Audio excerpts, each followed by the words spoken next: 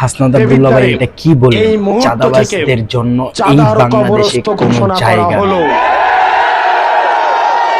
প্রিয় দেবিদ্বারের ব্যবসায়ীরা, প্রিয় দেবিদ্বারের ব্যবসায়ীরা, প্রিয় দেবিদ্বারের ব্যবসায়ীরা, প্রিয় সিএনজি স্টেশনের ভাইয়েরা, পেশাজীবী শ্রমজীবী ভাইয়েরা, প্রিয় হোটেল মালিকরা, যারা দেবিদ্বারে ব্যবসা করবেন সর্ব জায়গায়, সরকারি যেই ধরনের ফি আপনাদের রয়েছে, সরকারি যে আপনাদের নিয়ম মেনে ব্যবসা করার কথা, আপনাদের রেজিস্ট্রেশন, ট্যাক্স ফাইল, এইসব বিষয়ে ব্যতীত দেবিদ্বারের কোনো ব্যক্তিকে এক পয়সাও আপনাকে চাঁদা দিতে হবে না।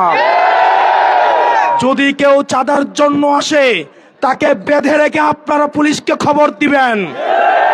দেবিদ্বারের আইন শৃঙ্খলা বাহিনীকে এই মুহূর্ত থেকে আমি সচেষ্ট করে দিয়ে যাচ্ছি, দেবিদ্বারে যারা চাকরি করতে আসবে তাদেরকে এটা মেনেই চাকরি করতে আসতে হবে।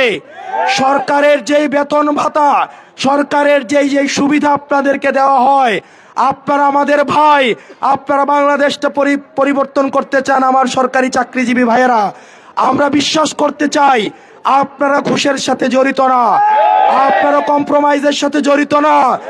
তারপরেও যদি কোনো অফিসার দেবিদ্বারে ঘুষান্বিত আসে তাকে দেবিদ্বারে চাকরি করতে দেওয়া হবে না। প্রিয় দেবিদ্বারের মাদকের সাথে আপনারা জড়িত আছেন যারা, এতদিন পর্যন্ত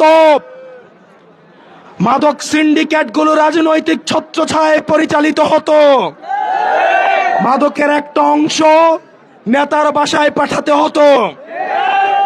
এই মুহূর্ত থেকে ঘোষণা দিচ্ছি, দেবিদ্বারের খাতঘর থেকে ইষ্টগ্রাম যদি কেউ মাদকের সাথে কোনোভাবে জড়িত হওয়ার চেষ্টা করেন, আমার ভবিষ্যৎ প্রজন্মকে নিয়ে যদি কোনো ছিনিমিনি করার চেষ্টা করেন, আপনাদেরকে ছাড় দেওয়া হবে না।